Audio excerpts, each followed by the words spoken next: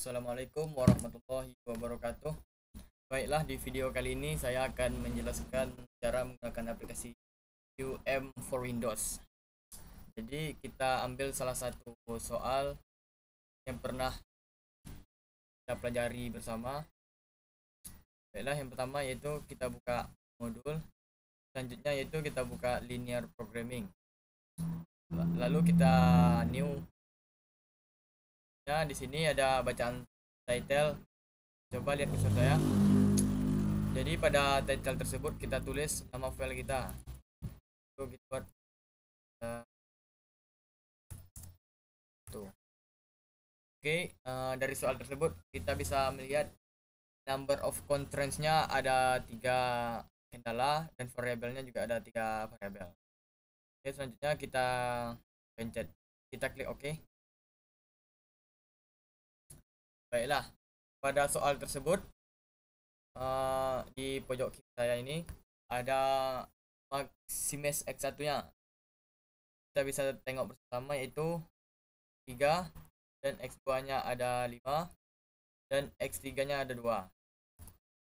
Yang di sini RHS nya kosong ya. Selanjutnya yaitu constraint 1 nya, X1 nya ada 2, X2 nya ada 3 dan X3 nya ada 1. Ini lebih kecil dari dan RHS nya ada 100. Baiklah, kemudian itu constraint 2 nya, X1 nya ada 4, X2 nya ada 1 dan X3 nya ada 2. Kemudian salah sorry, 1 tadi dan ini 2 dan RHS nya ada 8. Kemudian constraint 3 nya, X1 nya ada 3, X2 nya ada 2 dan X5 nya ada 5. Kemudian RHS nya ada 90. Coba kita cek ya soalnya apakah benar dengan suatu masalah atau kendala yang sudah kita dapatkan. 352 231 412 25. Oke, kemudian kita mau mencari nilai rangingnya. Kita pencet solve, kemudian langsung kita buka rangingnya. Nah, inilah nilai ranging dari suatu masalah yang kita buatkan tadi. Baiklah, saya di sini sudah mendapatkan nilai rangingnya. Baiklah, ini ada variabel. Variabel itu menunjukkan nama variabel keputusan. Dalam kasus ini ada variabel X1, X2 dan X3.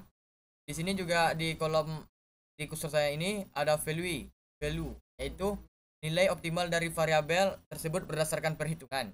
Kemudian ada reduced cost, yaitu selisih yang diperlukan agar variabel yang saat ini tidak terpakai value 0 mulai memiliki kontribusi terhadap fungsi objektif. Kemudian ada juga original file, yaitu koefisien variabel dalam fungsi objektif sebelum melakukan perubahan atau nilai awal pada fungsi objektif.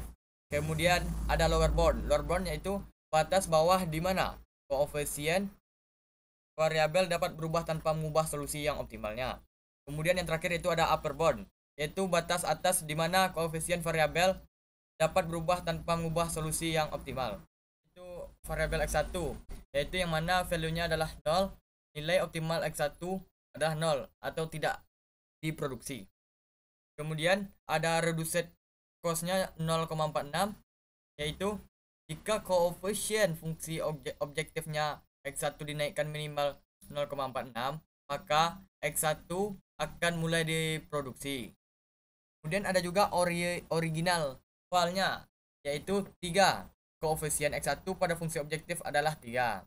Kemudian juga ada lower bound infinity minus infinity, yaitu upper bound 3,46 selama nilai koefisien X1 berada dalam rentang ini, solusi optimalnya maka tetap sama. Baiklah, kita masuk pada variabel X2, yaitu value-nya ada 31,54,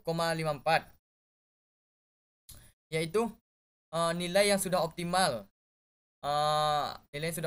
yang sudah diproduksi. Kemudian reduced costnya 0 karena X2 sudah diproduksi, tidak ada selisih biaya tambahan yang diperlukan untuk memulai produksinya. Kemudian yaitu original filenya ada 5, koefisien X2 pada fungsi objektif adalah 5. Jadi selanjutnya ada lower bound 4,14, upper boundnya yaitu 6, yaitu selama nilai koefisien X2 nya berada dalam rentang ini, solusi optimalnya maka akan tetap sama. Kemudian kita masuk variabel X3, yaitu di value-nya ada 5,38, yaitu nilai yang sudah optimal yang sudah diproduksi. Kemudian reduced-nya ada 0 karena X3 sudah diproduksi, yang X ini sudah diproduksi, maka tidak ada selisih biaya tambahan yang diperlukan untuk memulai produksinya. Kemudian ada original file pada variabel X3, yaitu ada 2 X3-nya.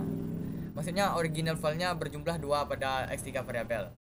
Kemudian yaitu lower bound 1,67 ini, dan upper bound memiliki nilai koefisien X3 berada dalam rentang ini, solusi optimal akan tetap sama. Maksudnya pada upper bound ini, jika selama nilai koefisiennya X3, maka dalam rentang upper bound ini solusi optimalnya maka akan tetap sama. Oke, selanjutnya di sini saya akan menjelaskan tentang kendala, constraints ya. Pada bagian kendala yaitu ada bacaan dual value, yaitu menunjukkan nilai tambahan pada fungsi objektif jika batas kendala dinaikkan sebesar 1 unit. Kemudian ada slack atau surplus. Surplus ini yaitu sisa kapasitas kendala untuk lebih kurang atau kelebihan lebih dari pada solusi optimal.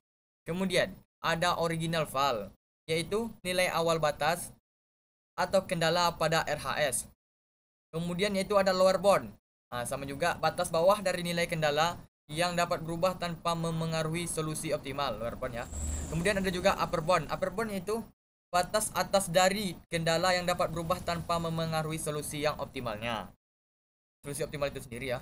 Kemudian ada constraint 1 atau kendala 1 pada dual value, yaitu terdapat 1.62. Yaitu jika batas kendala dinaikkan sebesar 1 unit dari 100 ke 101, keuntungan maksimum akan meningkat sebesar 162 unit. 1,62 unit. Berarti 162 ya. Selanjutnya yaitu kita masuk pada slack atau surplusnya 0. Tidak ada kapasitas sisa pada kendala ini, semua sumber daya sudah terpakai. Kemudian kita masuk original file, ada itu 100. Apa itu 100? 100 adalah batas awal kendala dari kendala kita saat sekarang ini. Kemudian selanjutnya itu ada lower boundnya 18 dan upper boundnya ada 135. Selama RHS berada dalam rentang ini, solusi optimalnya akan tetap sama. Kemudian kita masuk pada constraint kedua atau kendala yang kedua, yaitu pada dual value. Ada 0, yaitu mengubah batas kendala ini tidak akan memengaruhi maksimum atau tidak aktif. 0 ini yang tidak aktif dan tidak bisa dirubah ke nilai dan tidak mengaruhi ke nilai maksimumnya. Maaf. Nilai 0 ini tidak aktif dan tidak bisa memengaruhi keuntungannya. Kemudian yaitu masuk pada slack surplus. Slack surplus itu berada pada angka 37,69. Ada kapasitas sisa sebesar 37,69 unit. Kemudian selanjutnya ada original filenya, yaitu 80. Ini 80 ini adalah batas kendala awalnya, masalah yang kita saat sekarang ini kan. Terus kita lanjut ada lower bound. Lower bound yaitu ada pada angka 42,31, yaitu pada upper boundnya itu infinity. Selama RHS-nya berada dalam rentang ini, solusi optimal akan tetap sama. Baiklah, kita lanjut pada constraint ketiga, yaitu 0,08. Jika batas kendala dinaikkan sebesar 1 unit dari 90 ke 91, keuntungan maksimum akan meningkat sebesar 0,08 unit. Selanjutnya yaitu ada surplus atau slack. Ini 0 ya, tidak ada kapasitas sisa pada kendala 0 ini, semua sumber daya sudah terpakai. Kemudian ada original file. Original file ini adalah berada pada angka 90. 90 ini adalah batas awal dari kendala kita tadi kan. Ini ada 100, ini 80, 90, berarti ini batas kendala awalnya. Kemudian ada lower bound 66,67. Kemudian upper bound itu berjumlah 188. Selama RHS-nya berada dalam rentang ini, solusi optimal akan tetap sama. Begitulah penjelasan dari ranging. Oh iya ya, ada yang lupa ya. Kemudian kan saya tadi sudah menjelaskan tentang ranging. Namun saya belum menjelaskan tentang infinity. Apa itu infinity, men? Yaitu infinity adalah konteks program linear rujuk pada tak hingga, yang berarti tidak ada batasan atas upper bound atau lower bound pada nilai tertentu. Kemudian saya juga menyebutkan tadi tentang RHS. Apa itu RHS? RHS adalah right hand side, yaitu singkatan dari right hand side ini adalah sisi kanan dalam model matematis program linear. Ini menunjukkan nilai sisi kanan tanda ketidaksamaan lebih kurang atau lebih banyak atau tanda sama dengan dalam kendala tersebut. Baiklah, di sini saya sudah selesai menjelaskan tentang ranging, dan selanjutnya saya akan menjelaskan tentang solution list. Kan? Di sini terdapat tiga baris, 3 kolom ya, yaitu variabel. Yang ada di kolom variabel itu ada x1, x2, x3, select 1, select 2, select 3, dan optimal value z. Kan? X1, X2, X3 nya yaitu variabel keputusan utama yang menunjukkan jumlah produksi atau lokasi tertentu. Kemudian ada select 1, select 2, select 3 yaitu representasi sisa kapasitas untuk kendala lebih besar atau kelebihan untuk kendala lebih besar. Representasi sisa kapasitas untuk kendala lebih kecil atau kendala lebih besar pada masalah yang kita alami. Kemudian yang kedua pada kolom status yaitu ada menunjukkan apakah variabel atau select tersebut merupakan bagian dari solusi dasar basic atau bukan non basic. Basic yaitu variabel atau select.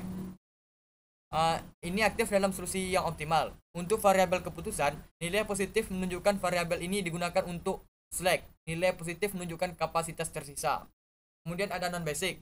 Non basic itu variabel atau select ini tidak aktif dalam solusi optimal atau nilai optimalnya adalah 0.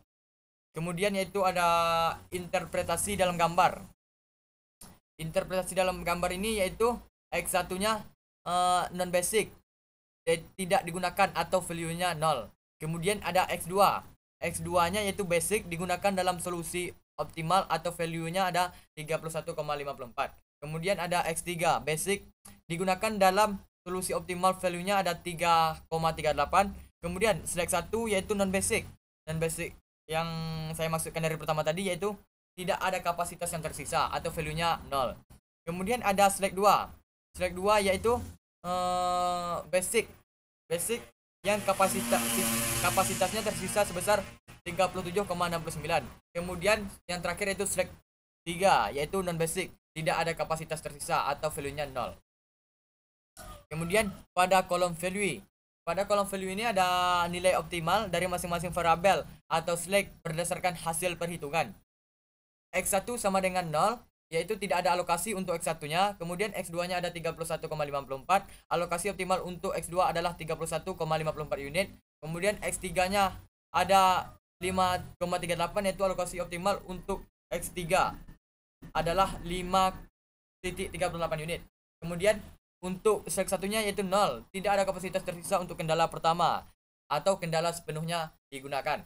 Kemudian select 2 yaitu 37,69, ada sisa kapasitas sebesar 37,69 unit untuk kendala kedua.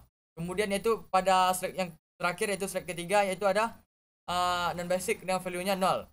Tidak ada kapasitas tersisa untuk kendala ketiga, kendala sepenuhnya telah digunakan. Dan yang terakhir itu ada optimal value yaitu Z ya. Optimal value Z ini nilai maksimum atau minimum jika tujuan adalah minimisasi dari fungsi objektif pada solusi yang optimal. Z sama dengan yaitu ada 168,46. Fungsi objektif yang telah dimaksimalkan adalah 168,46. Ini adalah hasil total keuntungan nilai atau kinerja maksimum dari solusi optimal dengan alokasi yang ditentukan X2 dan X3. Baiklah, inilah hasil dari masalah atau kendala pada soal ini. Jadi yang bisa saya jelaskan pada kesempatan saat sekarang ini yaitu solution list dan ranging.